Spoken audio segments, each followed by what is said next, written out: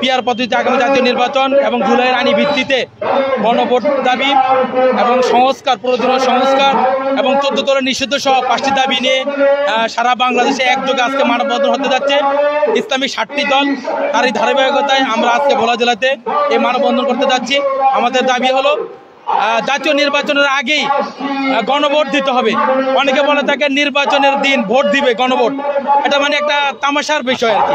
আমরা চাচ্ছি আগে ভোট হোক এবং প্রয়োজনীয় সংস্কার ব্যতীত নির্বাচন সুষ্ঠু হবে না, ফ্যাসিস্ট হবে। এবং এই দেশ নতুনভাবে স্বাধীন হয়েছে গণবিপ্লবের মাধ্যমে।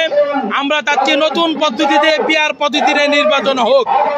নতুন পদ্ধতি নির্বাচন হলে চাঁদাবাজি হবে না, রাতের ভোট দিনের ভোট রাতে হবে না, কালো টাকার ছড়াছড়ি হবে না, বিশেষ করে ফ্যাসিস্ট তৈরি হবে না। কিন্তু আমাদের অনেক ভাইরা বুঝতে চাচ্ছেন না, তারা বলেন পিআর খায় না মাথা দেয়। তারা কথা বলেন পিআর দেশের মানুষ বোঝে না। আর ভাই পিআর বুঝার কি আছে? এখানে মানুষ এখনো তো মার্কায় ভোট দেয়। তো পিআর জিনিসটা ঠিক, মার্কায় ভোট দেবে, প্রার্থী থাকবে না। কিন্তু প্রার্থী নির্বাচনের আগেই কিন্তু ঘোষণার নিয়মও রয়েছে, পিআরের 2টা সিস্টেম রয়েছে, আগে এবং পরে।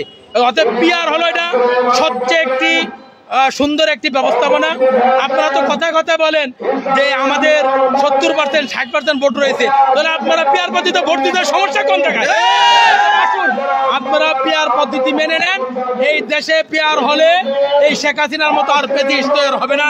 অতএব আমাদের দাবি আগামী নির্বাচন পিআর পদ্ধতি দিতে হবে, অন্যথা আমরা দুর্বার আন্দোলন করে তুলব।